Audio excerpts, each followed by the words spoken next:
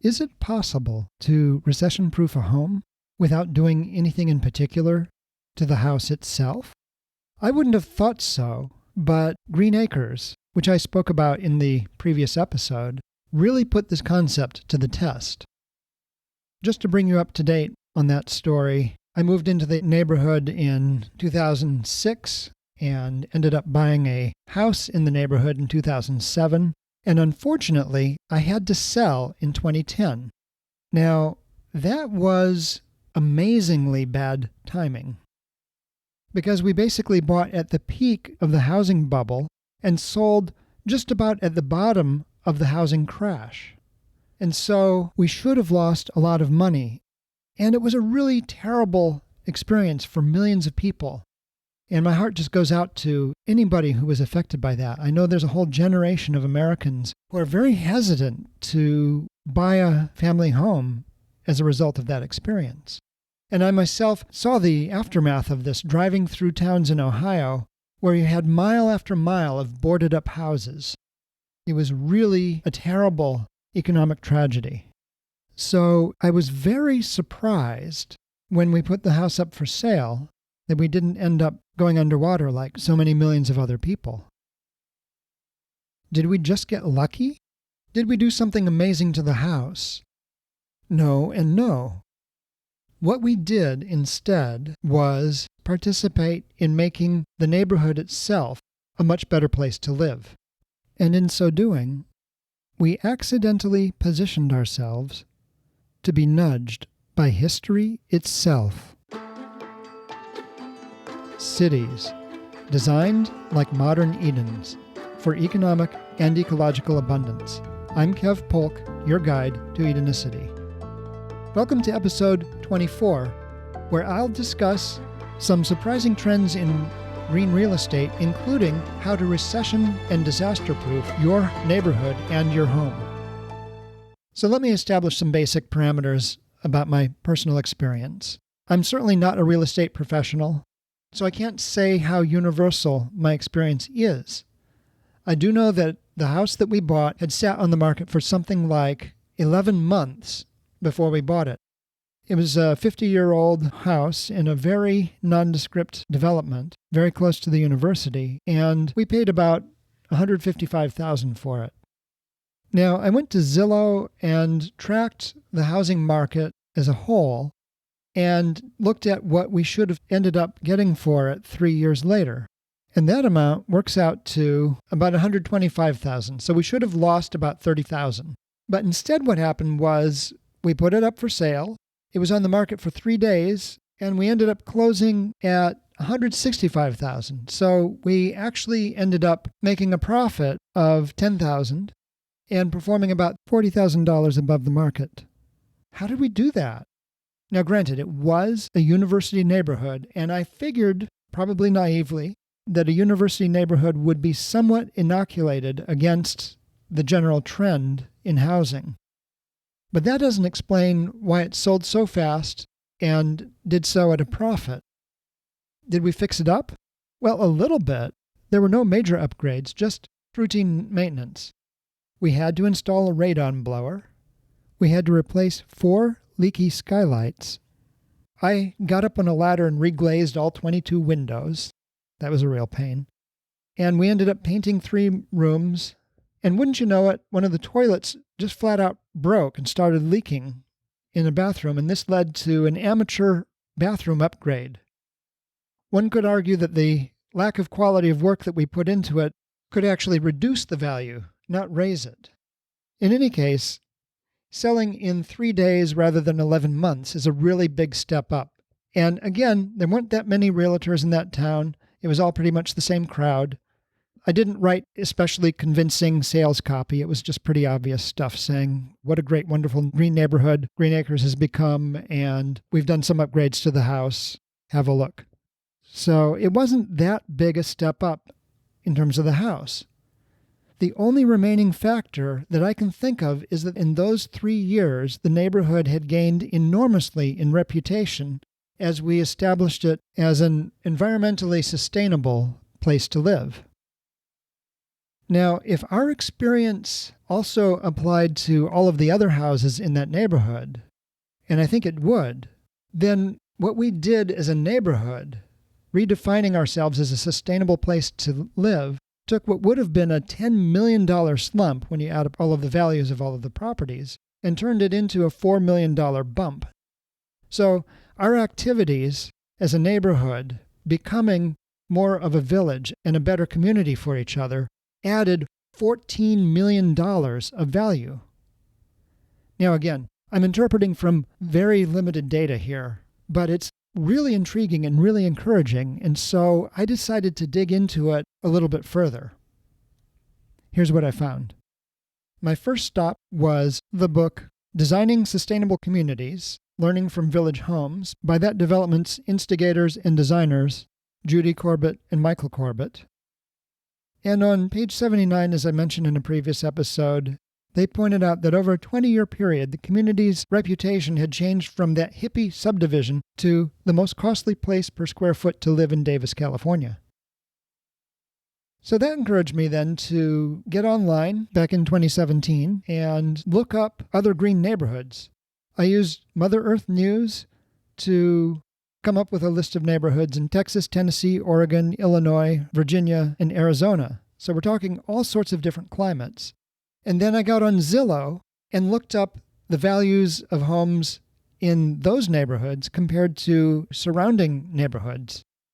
And guess what I found?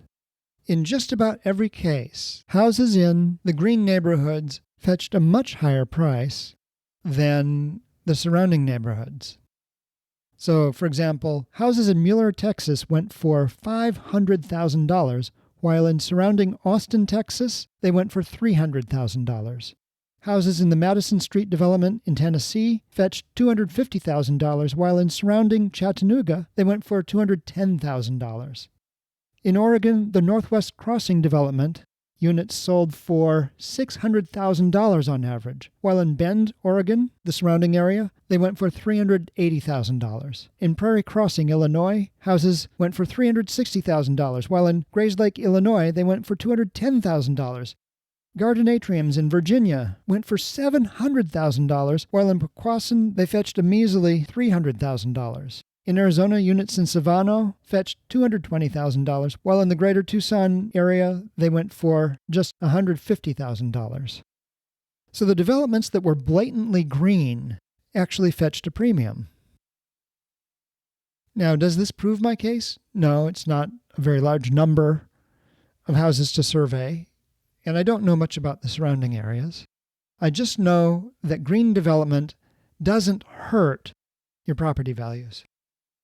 Another somewhat unscientific investigation that I undertook was to look at university and other institutional housing and read the comments of residents, as well as the advertising materials. And one thing that I noticed is that green upgrades consistently won the approval of residents.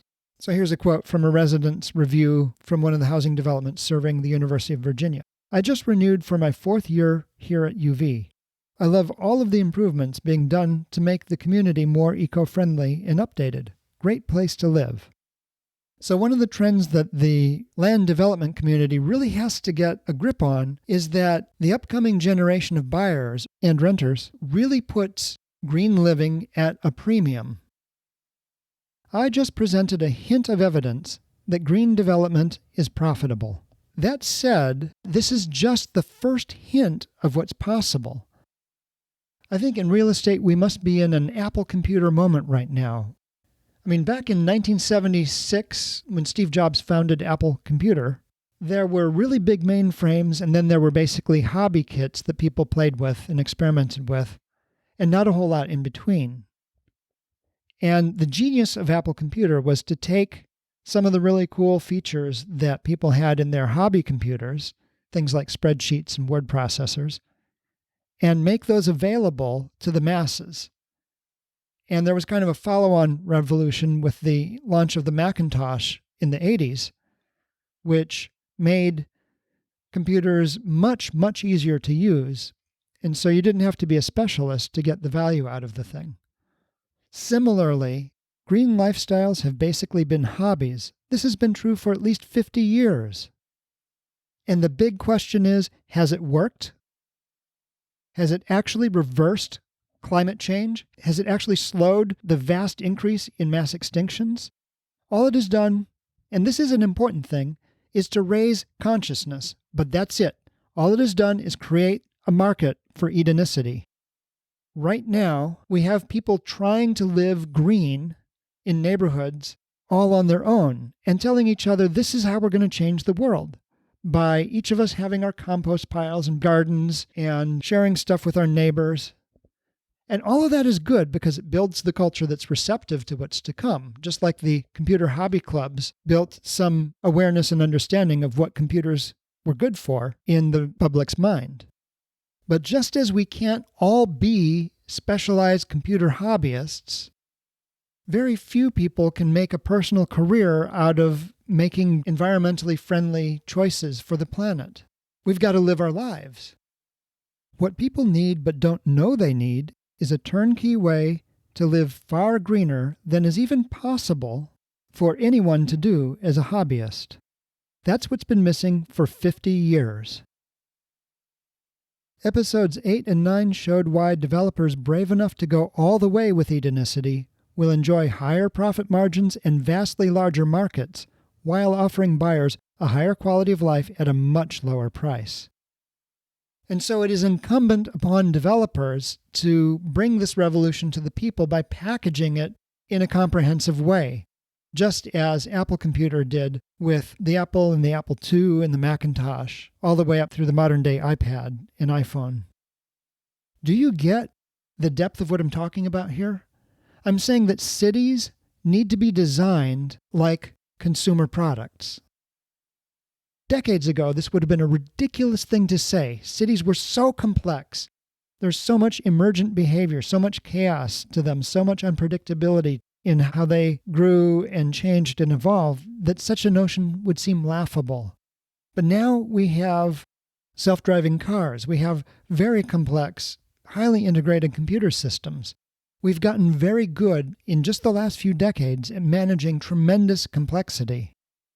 And so I think the time has come to design cities that heal the earth with the kind of design flair and humanistic focus that Apple Computer did with the Macintosh, the iPod, and the iPhone. And if we do that, you'll get something very much like Edenicity. Cities with really advanced transportation systems that take you wherever you need to go far faster, far cleaner, and safer than anything ever has, without the half-broken down hodgepodge of potholes, parking, repairs, noise, and pollution that we have to endure with cars. A city that generates and stores all of its own power, and which is built so efficiently that it's easy to do so because it doesn't take that much power to run. A city where you have free universal basic health care because, again, it's been built to deliver clean air and clean water and clean food and no exposure to cars and the tremendous pollution and destruction they visit upon individuals and communities. So healthcare is much more affordable and therefore much easier to make universal. It's a place that chunks the spaces that people live in and that they share by degrees of desired intimacy with great care. So it's easy to retreat, heal, and restore yourself every day. And it's very easy to go out and make friends, make deals, make art, and make breakthroughs many times quicker than in any city that's ever been built. I almost said invented, because this is the first city in history that will be invented just like a computer was invented. Because Edenicity is invented to do 20 times better what cities do best: bring people together with the resources they and their ideas need to thrive. It will be an economic juggernaut, as I discussed in episode 3. Edenicity is a city with such ecologically sound efficiency that it's easy to grow economically, and it's easy to return many of the benefits of that growth to the commons via mechanisms that I'll get into in the next episode. And it's a city that heals the planet up to 4 times faster than we're currently harming it, as I explained in episode 2. In the 40s, 50s, 60s, and 70s, the CEOs of the major computer companies didn't think that the market for computers could get that much bigger. In 1943, Thomas Watson, president of IBM, said, "I think there is a world market for maybe 5 computers." In 1977, the same year that Apple released the revolutionary Apple II computer, Ken Olsen, founder of one of my least favorite computer companies, Digital Equipment Corporation, said, "There is no reason anyone would want a computer in their home." Similarly, there's people who are now skeptical that we can really design ways of living that are dozens or even hundreds of times more efficient, that can heal the planet so much faster than we're currently harming it. But we can, and we will. And my first hints of this happened when I tried to sell a house in a down market and miraculously didn't take a financial beating.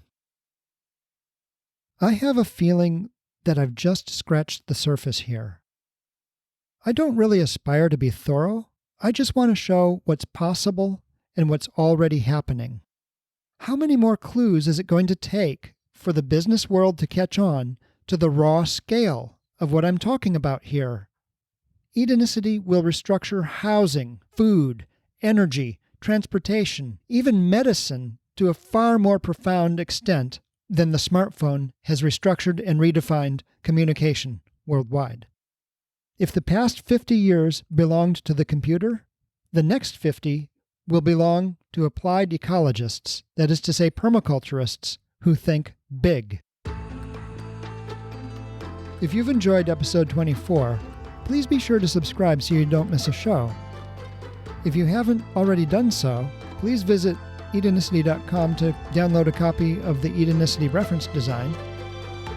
And be sure to join me next time when I'll discuss how to roll out a universal basic income in Edenicity. I'm Kev Polk, and this has been Edenicity.